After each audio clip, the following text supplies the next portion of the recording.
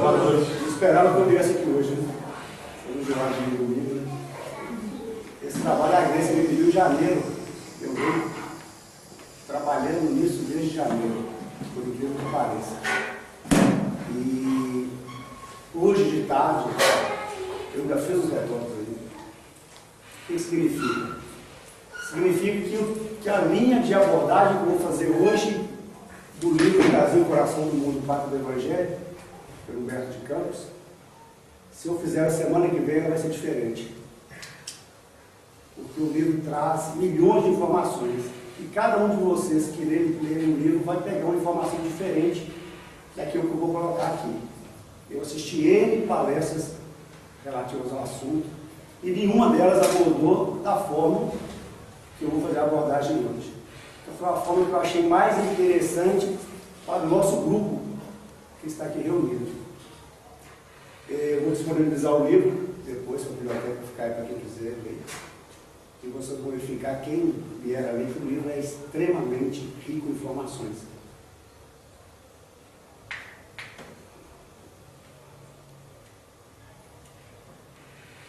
Quando nós temos essa informação que o Brasil é o coração do mundo e a pátria do Evangelho, nós começamos a achar que nós estamos privilegiados. Mas nenhuma denominação de responsabilidade é privilégio. Porque, na verdade, o que nós temos como brasileiros hoje, né, encarnados aqui no Brasil, é uma oportunidade que Jesus nos deu para que nós cumpramos uma missão. E essa missão é extremamente importante, porque nada por acaso, nós vamos verificar ao longo, né, da noite que as coisas são muito bem encaixadinhas. E se nós estamos aqui é porque foi bem encaixadinho para que nós estivéssemos aqui. Então o Brasil não está somente destinado a suprir as necessidades básicas de alimentação dos povos pobres do mundo. Porque quando fala coração do mundo, é no sentido de levar alimento para todos os outros povos, principalmente os pobres. Mas a grande missão do Brasil é espiritual. Ela é espiritual. Porque nós estamos reunidos no Brasil para que nós façamos isso, para sermos o maior celeiro de claridades espirituais do orbe inteiro. Então nós estamos no Brasil hoje, todos nós, com a missão de alimentar os povos pobres do orbe e levar claridades espirituais para todos os outros povos, os ricos povos de toda a natureza. E nós vamos verificar como é que isso foi se procedendo ao longo do tempo para que nós chegássemos aonde nós estamos. Então, em princípio, não é privilégio, é uma missão que cada um de nós tem a sua responsabilidade dentro dessa missão. Jesus, ele, como co-criador da terra e como todo grande dirigente de qualquer atividade, ele vai delegando as informações, vai delegando os trabalhos e periodicamente ele passa em revista para poder verificar se as diligências que ele deu elas estão sendo cumpridas. É assim de qualquer natureza. A mãe de casa, os patrões, os donos de empresa é assim. Faz isso, faz isso, faz isso, de vez em quando ele vem e dá uma olhada. E Jesus, por volta da Idade Média, ele veio no orbe terrestre, espiritualmente, fazer uma visita para verificar como ele estava andando o evangelho dele. E ele sabia como ele estava andando e começou a conversar com Eliú, que é o espírito dentro da falange dele, responsável pelas questões sociológicas do planeta Terra.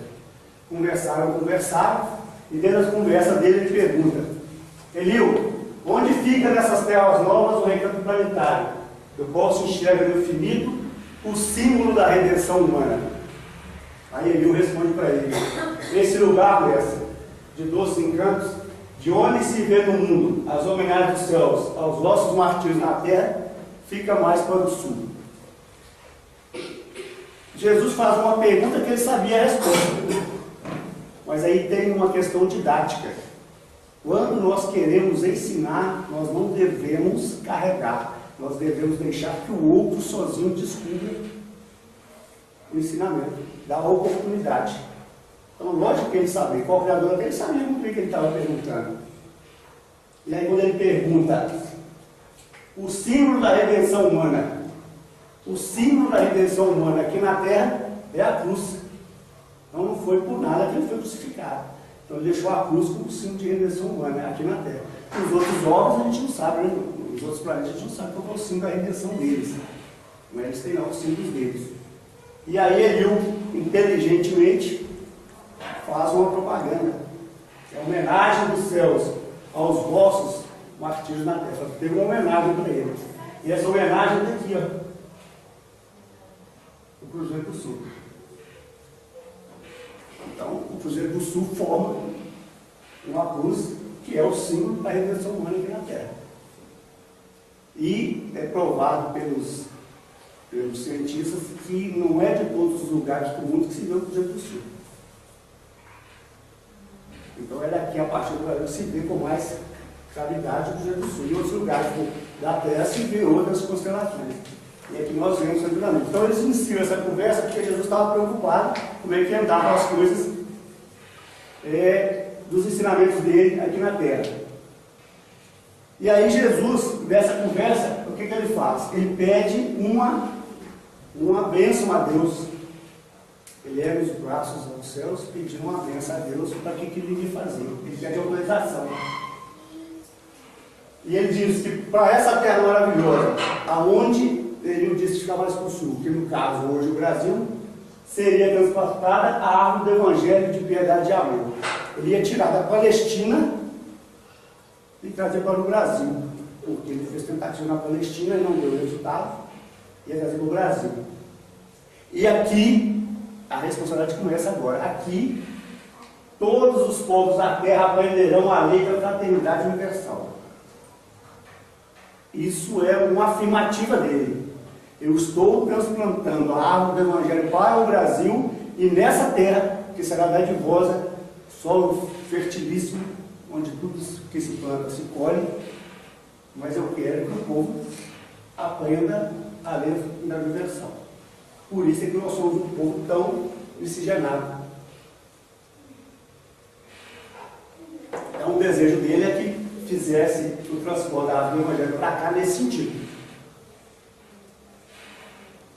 Só que todo grande comandante precisa de trabalhadores fiéis. E os mais fiéis são os que trabalham mais e pegam os trabalhos mais pesados. E o que fez Jesus? Jesus falou com Eliú assim: rapaz, já que nós vamos começar a transportar árvore, nós precisamos começar o trabalho rapidamente. Eu vou confiar em você. Aí pega Eliú e manda Eliú descer, reencarnar na terra. E fala com ele: você vai reencarnar no Ocidente, no caso da Europa, e no país mais pobre da Europa, para começar o trabalho. E o trabalho que ele queria é que a partir de Portugal, que era o país mais pobre da época, que se fizesse o início da descoberta do Brasil. Então, Eliú vem como Henrique de Sagres, lá em Portugal, funda a escola de Sagres, de navegação, para intuir nas pessoas o desejo de buscar novas terras, para daí um dia um se perder pelo caminho das Índias e parar no Brasil. Então, Eliú já vem como um dos primeiros trabalhadores no sentido de preparar a terra para que o Evangelho seja transportado da Palestina para o Brasil.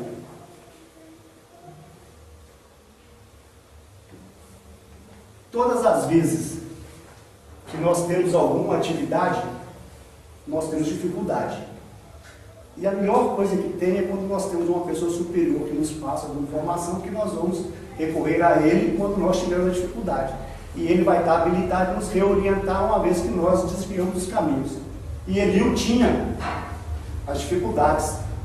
Qual que é a dificuldade que ele colocou? Ele falou: temo, Senhor, que as nações ambiciosas matem as nossas esperanças, invalidando suas possibilidades e destruindo seus tesouros. O medo dele era porque Jesus disse que ele iria iniciar o trabalho a partir de Portugal, que era a nação mais pobre, mas tinha as outras nações da Europa naquela época, eram muito mais ricas, qualquer movimento que se fizesse do mais pobre, o mais rico queria tomar, porque estava na época de dominação, então o medo dele era esse. Mas quando se trabalha para um grande chefe, a gente não deve ter medo não, porque ele vai dar o suporte necessário. O que Jesus diz para ele? Eliu, afasta essas preocupações e receios inúteis. A região do Cruzeiro, onde se realizará a epopeia do meu Evangelho, estará antes de tudo ligada eternamente ao meu coração. Preocupações e receios inúteis. Não se preocupa. Se eu estou organizando isso dessa maneira, você pode ficar tranquilo, que eu vou dar suporte, porque o Brasil estará ligado diretamente ao meu coração. E quando ele pega as bênçãos a Deus para que faça seu trabalho, que Deus autoriza ele fazer, ele está dando respaldo embaixo, mas ele está recebendo o respaldo de cima. Então ele fala, tudo bem, se o chefe falou, ele está dando essa condição para que nós possamos fazer o trabalho. Vai ser fácil? Não vai ser fácil. Mas acontece com uma equipe bem estruturada, com o chefe sabendo o que você vai fazer, as coisas acontecem. E aí, Eliú começa a formar as equipes. E aí, dentro dessa quantidade de espíritos que estavam dispostos a trabalhar, nós tínhamos Ismael. E Jesus diz para ele, Ismael, já estamos com tudo organizado, Eliú já está na Europa trabalhando, o Brasil já está praticamente descoberto, e eu vou precisar que você vá para lá diretamente cuidar do Brasil. E diz para ele que doravante seja o zelador dos patrimônios imortais que constituem a terra do Cruzeiro. Recebe nos teus braços para não devotar de Messiara, como a recebi no coração, obedecendo às sagradas inspirações de nosso Pai. E Deus permitiu a ele que fizesse toda a alimentação.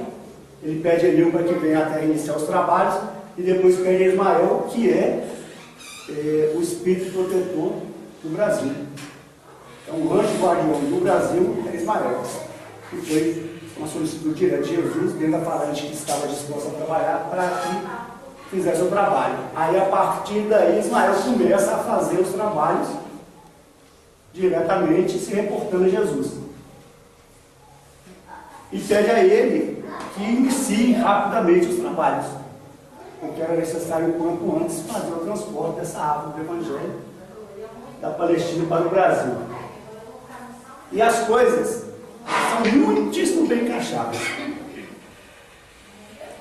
O Mar da Galileia, 166 km quadrados aproximadamente. Olhem a conformação do Mar da Galileia.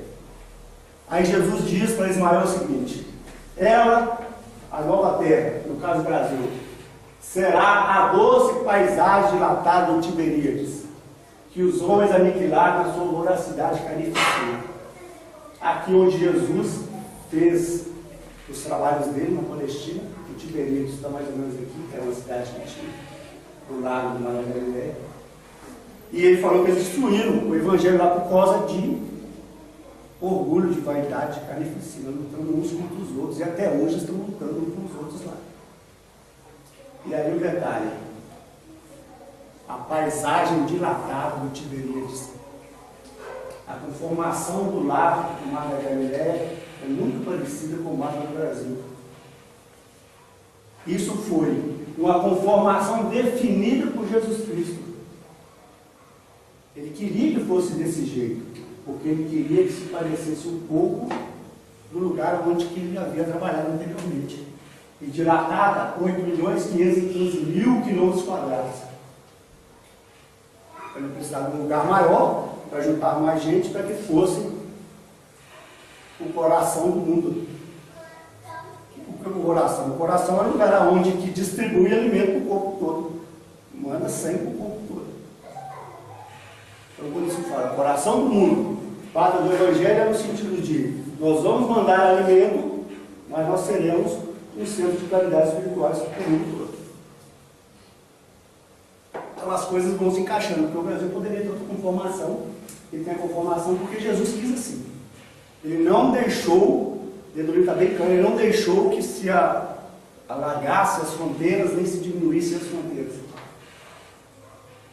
Quando Jesus está conversando com Ismael lá no plano espiritual, ele entrega uma bandeira para Ismael, que recebe chorando, porque você quer melhor do que receber um trabalho do Cristo e receber uma bandeira no sentido de fazer com que o trabalho seja executado. E aí ele recebe a bandeira branquinha e Ismael escreve nessa bandeira o lema que ele ia utilizar para poder tocar a obra do Cristo no Brasil, que é Deus, Cristo e caridade. Então Jesus entrega para ele e fala: toma, essa é a bandeira que você vai levar, branca. E ele pega e escreve em linhas azuis, em tinta celeste, o lema: nós vamos utilizar isso para conduzir a nova terra que Jesus quer que seja transplantada a árvore do Evangelho. Então isso foi escrito por Ismael nessa bandeira que Jesus entregou para ele. Ismael, logicamente, tinha uma falange muito grande de espíritos que estavam dispostos a trabalhar para ele. E aí um dia ele fala: irmãos, plantamos aqui, nessa terra, sob o olhar misericordioso de Jesus, a sua bandeira de paz e perdão. Todo o campo de trabalho se desdobra às nossas vistas. Precisamos de colaboradores devotados, que não tenham a luta e o sacrifício. Qualquer trabalho feito por Cristo, ele é necessário a devoção e saber que a luta vai ser grande e vai ter sacrifício. Só que o resultado depois que cada um colhe é indescritível. A alegria é indescritível. Então ele junta a falange e fala: bom, agora nós temos um trabalho muito grande, nós precisamos de trabalhadores. E começa a escolher os trabalhadores. Aí ele pega alguns e fala: vocês vão para Portugal, porque lá já tinha iniciado algumas coisas, ele precisava trazer de lá para cá algumas informações. Então na Europa ele precisava fazer alguns preparos lá. Ele pega alguns daqueles trabalhadores e fala com eles: vocês vão começar em Portugal, fazendo o desprendimento das riquezas terrestres, e depois vocês vão vir para a terra de Santa Cruz no sentido de arrebatar as almas para o pastor. Eles iam fazer um preparo em Portugal, depois viriam para o Brasil para fazer a evangelização dos nativos. E aí eles iam dar testemunhos de renúncia de todos os bens materiais e de uma consoladora pobreza. Então Ismael pega dentro daquele círculo de espíritos abnegados que trabalhavam na falange dele e fala: vamos, quem está disposto, passar uma encarnação de pobreza, de extrema pobreza, dar um exemplo, e depois sair de Portugal e comer a floresta, educar e evangelizar índios.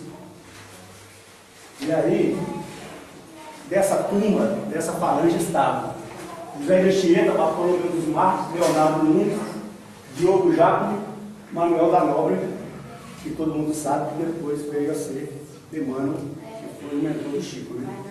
Então essa turma foi para Portugal, dentro da Igreja Católica, e depois vieram para o Brasil. Mas eles foram escolhidos por Ismael quando da reunião no plano espiritual para que o trabalho se iniciasse.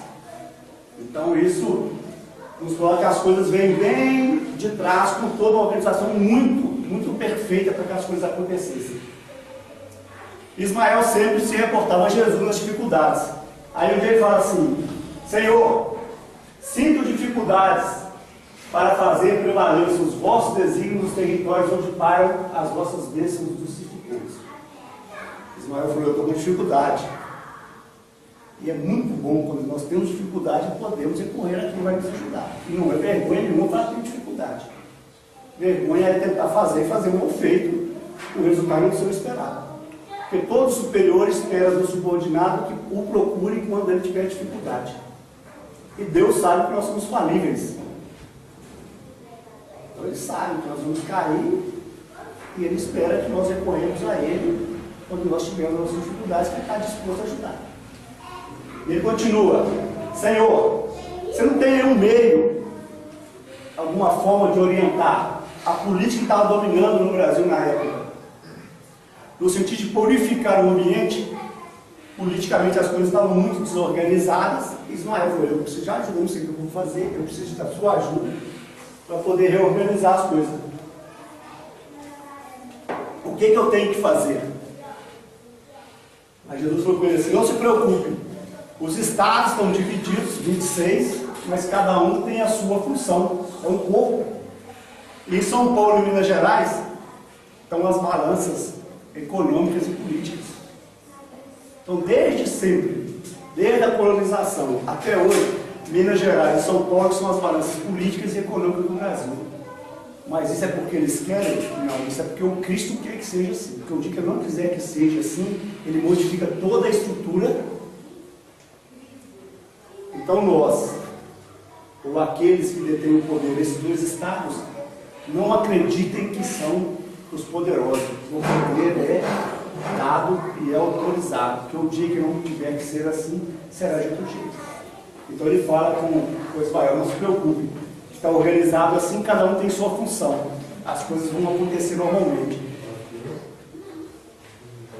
Ismael continua com as questões dele. Ele pede a Jesus para que estenda o manto da misericórdia, para que as vozes do Cristo sejam ouvidas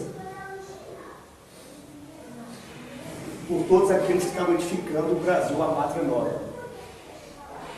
Só que tem que haver muita confusão, muita desordem. E ele estava preocupado nesse sentido, porque havia muito flagelo, havia muito desmando, havia muita questão da escravidão ainda, havia muita questão de desmando com os indígenas. Ele estava preocupado. E todas as vezes que ele tinha um problema, ele procurava Jesus. Aí quando ele fala: por toda parte, vê-se os infortúnios das raças flageladas e sofredoras. Então ele queria socorro de novo. E Jesus sempre mandava socorro. E aí Ismael sente uma intuição. Quando falamos, Ismael sente que as luzes compassivas e misericordiosas lhe visitam o coração. Isso é intuição. Ele se sentiu intuído a fazer alguma coisa. E aí o que ele faz? Não, eu vou para os umbrais em volta da terra chamar a turma para trabalhar. Os planos de eletricidade, eu vou chamar a turma para trabalhar, porque eu preciso de todo mundo. E num trabalho de grande envergadura, todo mundo que trabalha tem o mesmo valor. Se trabalha com amor. Então o trabalho de um, sendo feito com amor, é igual de todo mundo que fica feito com amor. Não importa. Então ele buscou na eletricidade aqueles que estavam dispostos a trabalhar e aproveitar a oportunidade de fazer parte do transplante dessa árvore do Evangelho da Palestina para o Brasil. E aí quem que ele encontra lá? Ele encontra vários espíritos que querem realmente participar. Aí ele traz um monte de espíritos que passam a ser os bandeirantes. E dentro daquelas entidades que estão na cidade, né, nos umbrais,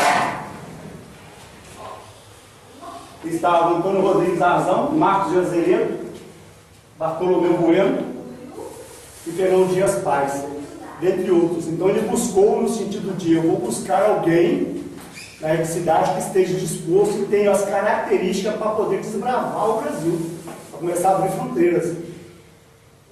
Então, quando nós falamos em trabalho, cada um tem uma habilidade. E às vezes a minha habilidade é de varrer, mas eu sou habilidoso em varrer, eu tenho que ter prazer em fazer com amor. A habilidade do outro é falar a habilidade do outro, cada um tem uma habilidade. E a habilidade daqueles, eles estavam no nivelamento que eles estavam capacitados para desbravar o Brasil e abrir. Então eles vieram com os bandeirantes, foram tirados da cidade, né, dos umbrais, e quiseram realmente vir participar do trabalho que foi proposto pelo Cristo. Nós pegamos a parte, logo depois dos bandeirantes, a Inconfidência Mineira, porque nós tivemos 12 inconfidentes que tentaram fazer a libertação do Brasil, porque o Brasil até então era extremamente dominado por Portugal, e eles fizeram essa movimentação, né, que alguns de nós ainda se recordam, para poder independizar o Brasil. E estava em Tiradentes. Em Tiradentes, ele foi pegado com bode expiatório. Ele foi o único que foi preso, os outros foram liberados. Foi preso, esquartejado e colocado em praça pública para fingir de exemplo. Então, na época, julgaram, falaram, vamos pegar um de exemplo. E pegaram Tiradentes. E estavam esses aqui. Todos esses aqui, trabalhadores das falanges de Ismael, que estavam dispostos a independizar o Brasil. Que o Brasil precisaria ser independente. Porque um país onde Jesus queria que a água do Evangelho estivesse ali, precisava ser independente. Precisava andar com as próprias pernas e realizar os trabalhos por si só. Não ser escravo de ninguém. Porque o Evangelho do Cristo não permite escravidão de nenhum nível. De nenhum nível. Posso perguntar uma coisa? Eu me perdi, na verdade. Aquele pessoal anterior, Antônio Rodrigues, os desbravadores, eram parte também da falange superior ou da erraticidade? Da erraticidade. Os desbravadores vieram da erraticidade. Da erraticidade. Porque quando ele diz que ele parte em busca dos planos da erraticidade com as escravos da terra, ele busca companheiros. Então ele busca esses bandeirantes aqui. Então, dentro daqueles espíritos da erraticidade, encontravam-se esses nomeados aqui dentro de nós. Porque era um trabalho que precisava de uma certa brutalidade, vamos dizer assim, entre aspas. Por isso que eu fiz as aspas de dizer que cada um está qualificado para fazer um trabalho. E qualquer trabalho que nos é pedido para o Cristo, se nós estamos habilitados, nós devemos fazer com amor. Não tem trabalho mais importante. Tem trabalho feito com mais amor ou com menos amor. Então estavam esses aqui. E aí Tiradentes, que foi o mártir, né? Dos Inconfidentes, o escolhido de bode expiatório, desencarnou nesse dia daí, 21 de abril de 1792. Mas aí perguntamos, poxa, toda luta, vale a pena? Vale a pena. Vale a pena, porque o dia que Tiradentes encarnou, Ismael pessoalmente o recebeu nos seus braços. E disse para ele assim: resgatas hoje os delitos cruéis que cometestes quando te ocupavam no nefando mister inquisidor nos tempos passados. Redimistes o pretérito obscuro e criminoso com as lágrimas do teu sacrifício em favor da pátria do Evangelho. Então, Tiradentes fazia parte da Inquisição, do plano espiritual, já adiantado, aceita o trabalho divino que não era fácil e morrer da forma que ele morreu. Porque aqui, ó, como inquisidor, quantos ele não deve ter mandado ser queimado com as galeras? Então, não foi à toa que ele foi enforcado e esquartejado. Não foi à toa. Mas ele suportou e depois o trabalho todo que ele fez foi reconhecido e ele redimiu-se. Então, o trabalho do Cristo é no sentido de nos redimir de algumas faltas, é a oportunidade de redenção. Então, quando nós falamos Brasil, coração do mundo, Pátria do Evangelho, não é privilégio, oportunidade de redenção de faltas passadas. Lógico que dentro do país existem vários espíritos que estão em missão que não têm que redimir de nada. Estão aqui para nos auxiliar. Só que Tiradentes, essa é uma foto dele esquartejado. Na falange, continua trabalhando pela libertação do Brasil. E aí o que ele diz um dia? Poxa vida, vamos embora, vamos reunir a turma aqui, vamos acabar com esse troço, vamos fazer a independência logo, aproveitar as forças que estão todas reunidas, vamos aproveitar essa oportunidade para acabar de uma vez com a libertação e fazer o que nós temos que fazer. E o desejo dele é destruir tudo que estava se opondo à independência do Brasil. Mas o chefe maior, Jesus Cristo, tinha os planos dele e as coisas deveriam acontecer segundo os planos dele. Então, às vezes, nós queremos colocar algumas situações que nos favorecem, mas às vezes o que nos favorece não é o que deve ser feito. quando nós falamos, seja feita a tua vontade, assim na terra, no Brasil, como no céu. Então, toda a programação estava sendo coordenada e deveria ser respeitada. E aí, o que Ismael diz? Que a independência do Brasil, que é amanhã, né, 7 de setembro, que foi em 1822, eles se reúnem e eles definem 7 de setembro como um dia. Eles se reúnem, um conclave espiritual se realiza sob a direção de Ismael, que deixa irradiar a luz e misericórdia do seu coração. Escolheremos agora uma data, 7 de setembro, que assinale aos pósteros essa liberdade indestrutível. Então eles escolhem a data e diz, a partir dessa data o Brasil vai ser independente e mais nada vai interferir. Mais nada vai interferir. Então nós sabemos que a partir da independência do Brasil, mais nada interferiu. Quantos países se independizam e depois voltam a ser escravizados e fica esse vale aí? Não, isso foi definido no plano espiritual, que seria assim.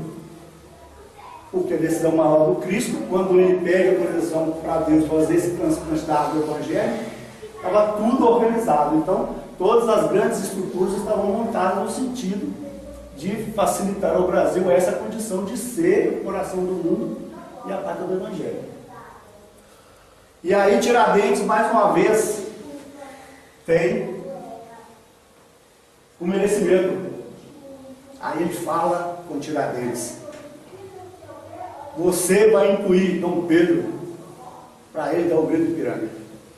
Você vai lá na margem do Ipiranga, só para ouvir dele, vai gritar independência ou morte.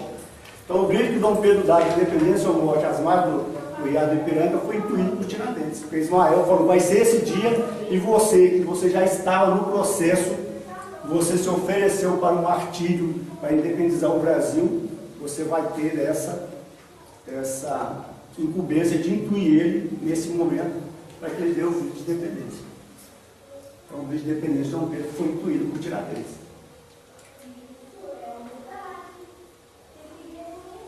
Depois que o Brasil é realmente independizado, Ismael vai lá em Jesus passar um relatório.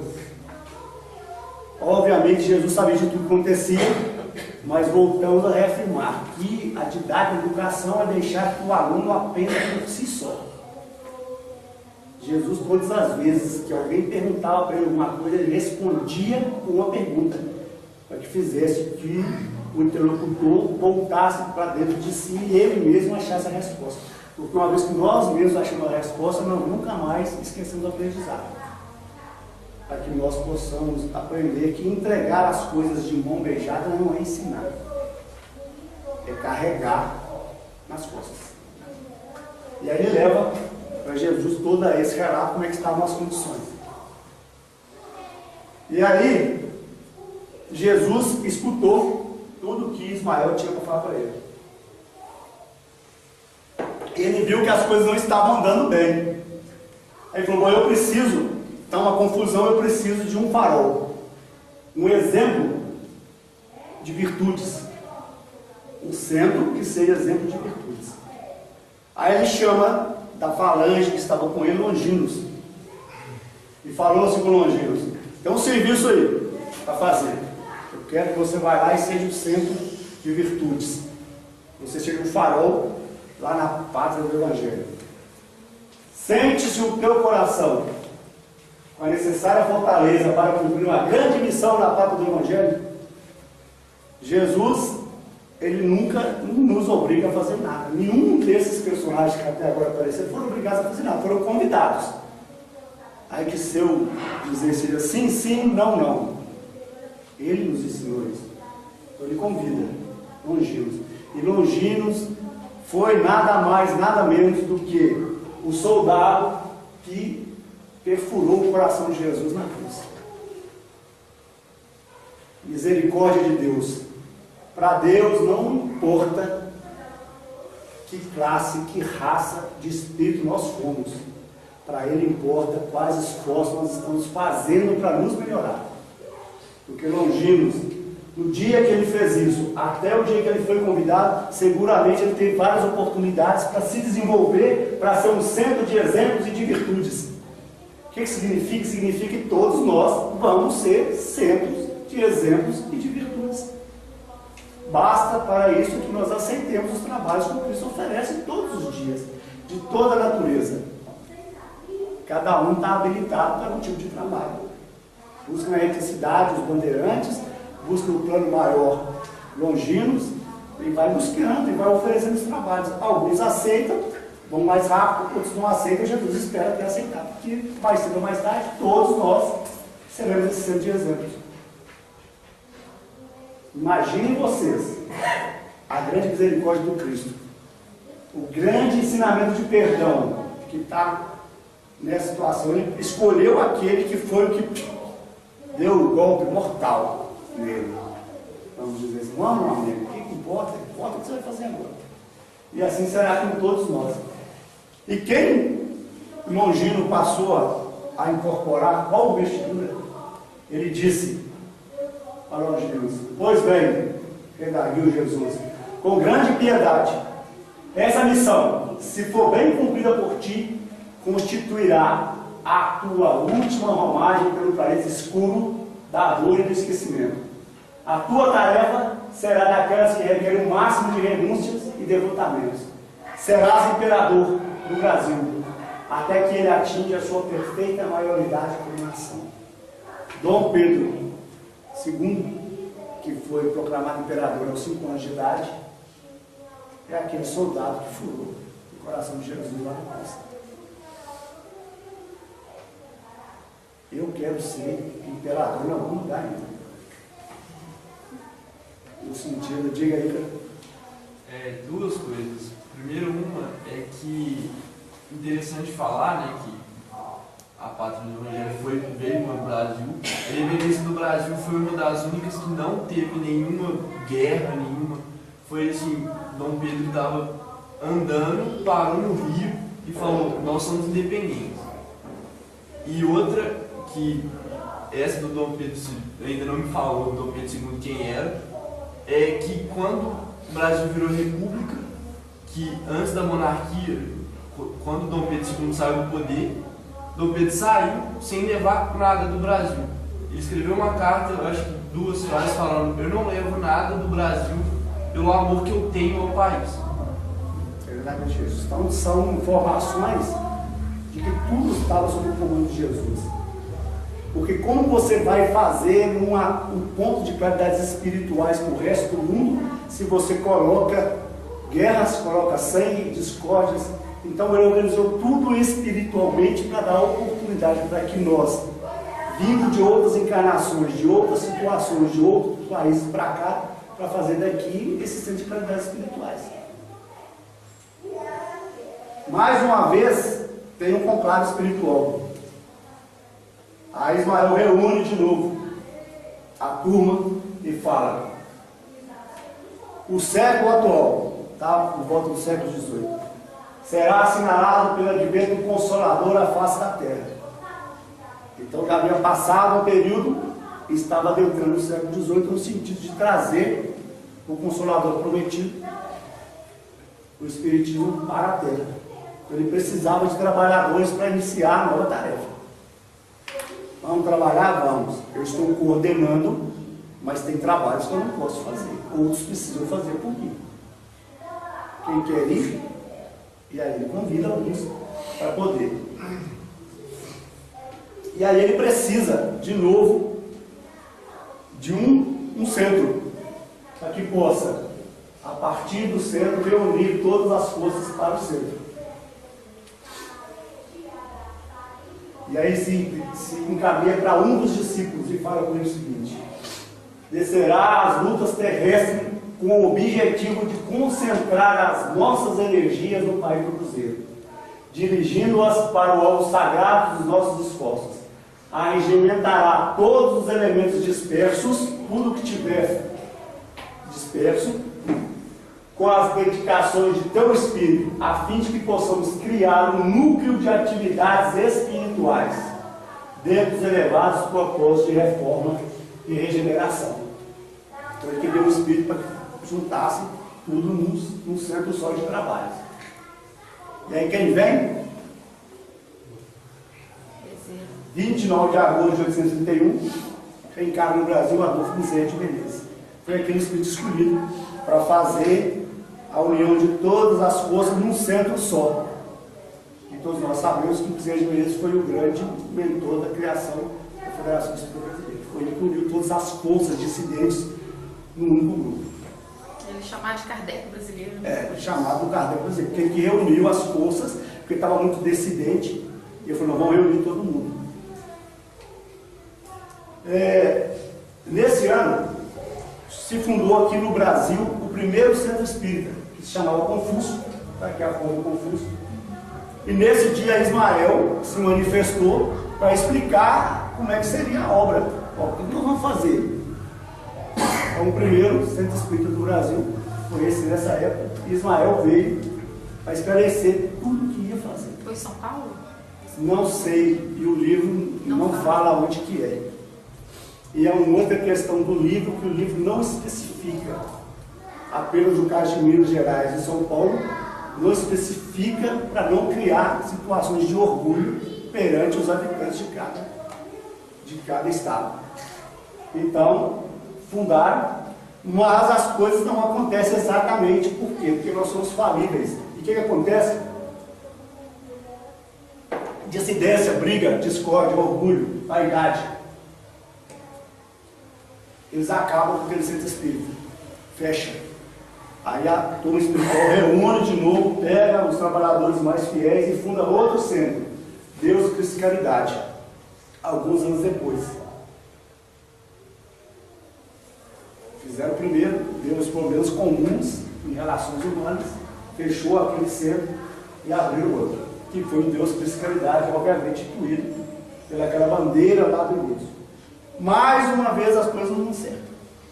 Só que, voltando à questão das construções de qualquer natureza, o que carrega o saco de cimento, ou o que opera a patrola, ou a empilhadeira, ou o que está em cima de qualquer situação, estão trabalhando com o mesmo objetivo de construir alguma coisa. Todos são extremamente importantes. E nós precisamos enxergar isso. Nós não somos superiores a ninguém. Nós temos responsabilidades diferentes.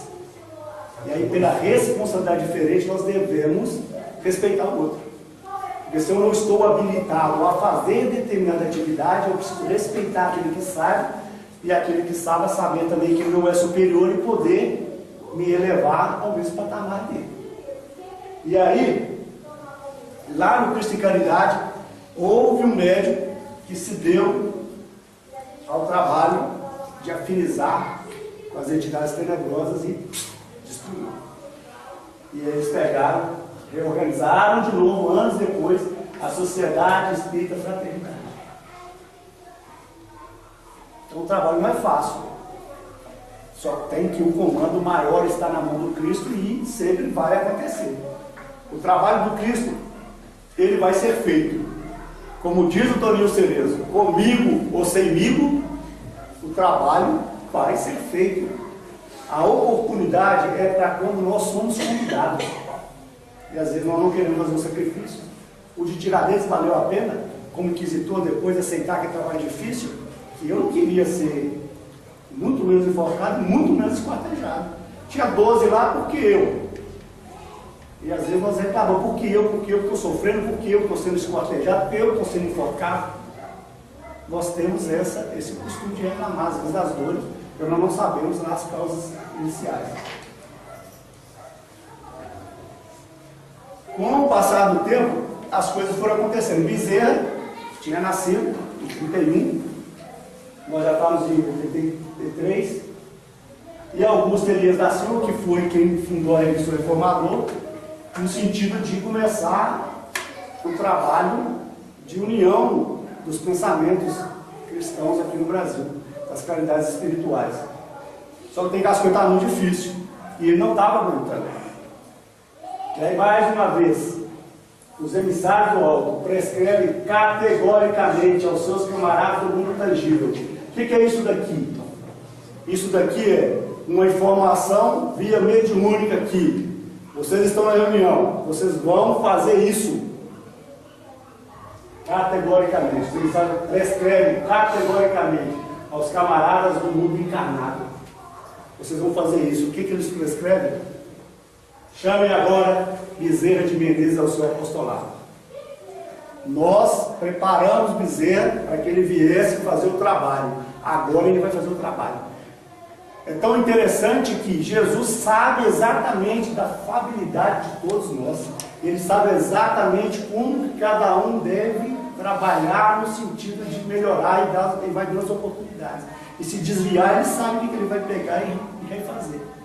Então, quando chamou Bezerra, ele falou assim: não, vai, nós vamos fundar um centro, o pessoal vai brigar, nós vamos fundar outro, eles vão brigar, vai acontecer, e nós vamos preparar Bezerra, que ele vai descer para poder fazer todo o trabalho de união das ideias.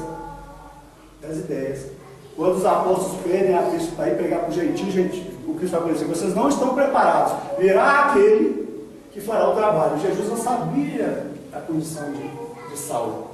Saulo já tinha sido preparado pelo espiritual para fazer um trabalho de carnificina, de perseguidor, que era necessário, para depois ele dar o exemplo. Jesus não sabia de tudo que ia acontecer, mas ele vai dando a oportunidade que cada um descubra por si próprio qual que é o caminho que deve seguir. E aí, Bezerra traz, né, a harmonia, serena todo mundo, fala da prudência, a descrição de todos os trabalhos, combate aqueles mais arvorados, né, os mais bravos, acalma todo mundo. Eu preparei uma surpresa para nós, porque eu gosto sempre de preparar alguma coisa diferente. Vocês nunca viram isso em casa espírita nenhuma. Nós sabemos que durante a história nós tivemos vários espíritos abnegados que vieram nos ajudar para que nós sejamos o coração do mundo e a pata do Evangelho. Aí nós temos Irmã Luz, Cristina Isabel, Bezerra, Chico, Zumbi dos Palmares e tantos outros, Tiradentes, Kardec, que vieram fazer um trabalho no sentido de nos facilitar a nossa bênção. Trabalhos todos difíceis.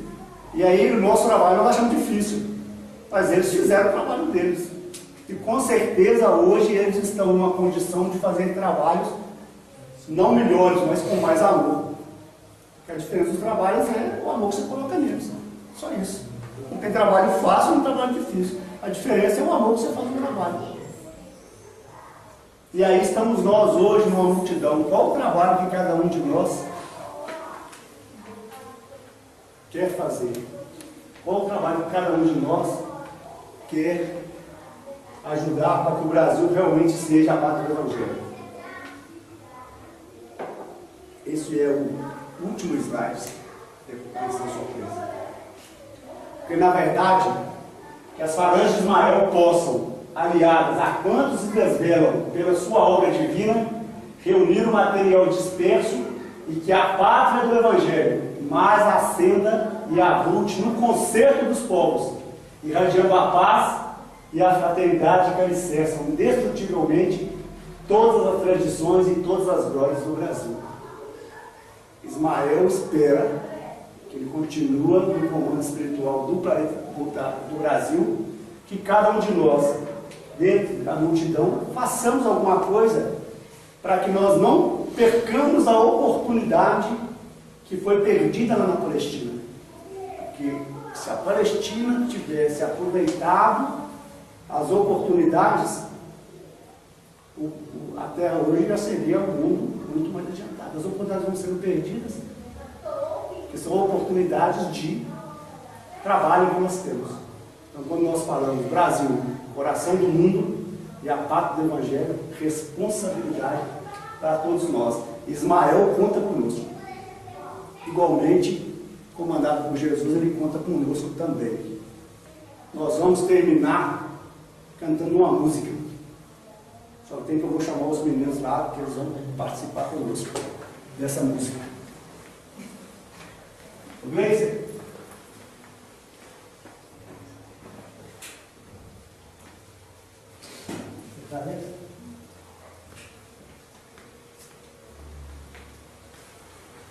Eu gosto de trazer as crianças porque as crianças precisam participar das coisas para que elas tenham noção exata do que acontece.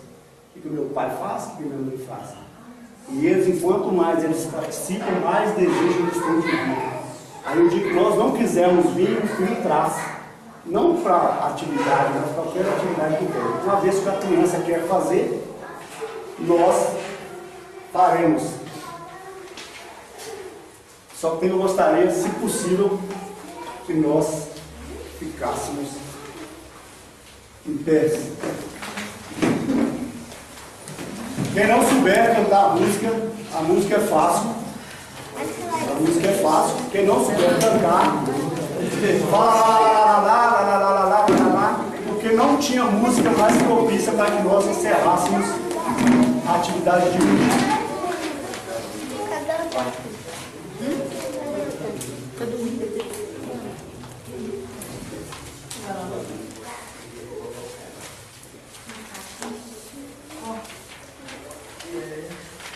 As bandeirinhas é porque eu esperei 15 crianças, não vieram as 15, às 8 da manhã.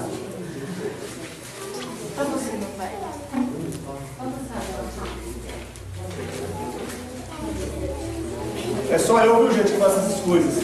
Então, quando falar, se o Legião está aqui, se vocês não quiserem pagar amigo, vocês não brigam. Você fala assim, eu não vou lá. Porque eu sempre vou inventar um negócio. Tá bom? Vamos lá? Eu vou ficar junto com vocês. A letra da música vai passar lá em cima.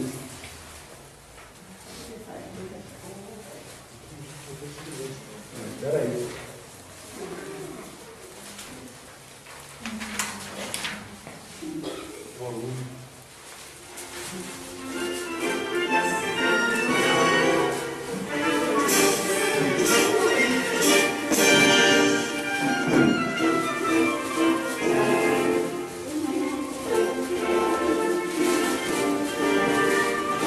Cantem como se estivesse no Mineirão do Jogo do Brasil.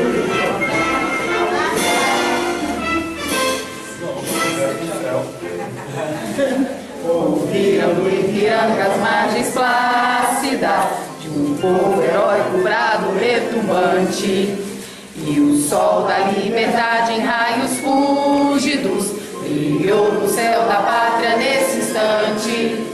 Se o penhor dessa igualdade conseguimos conquistar com braços fortes, em teu seio, ó liberdade, desafio nosso peito à própria morte. Ó pátria amada, idolatrada, salve, salve. Brasil, som intenso, um raio vívido de amor e de esperança a terra desce.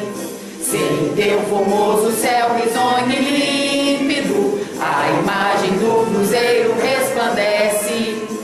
Gigante pela própria natureza, és bela, és forte, impávido, colosso, e o teu futuro espelha essa grandeza. Terra adorada, entre outras mil, és do Brasil, ó pátria amada. Se os filhos desse sol és mãe gentil, pátria amada, Brasil. Eternamente em berço esplêndido, ao som do mar e à luz do céu profundo, fulguras, ó Brasil, florão da América, iluminado ao sol do novo mundo. No que a terra mais garrida, teus sonhos lindos campos têm mais flores, nossos bosques têm mais vida, nossa vida no teu seio mais amores. Ó pátria amada, idolatrada, salve, salve. Brasil, seja símbolo do bárbaro que ostentas estrelado, digno verde louro desta flâmula, paz no futuro e glória no passado. Mas sempre a justiça estava forte, verás que um filho teu não foge à luta, nem teme quem te adora a própria morte. Terra adorada, entre os mil és do Brasil, ó pátria amada, que os filhos, esses soles, mãe gentil, pátria amada, Brasil.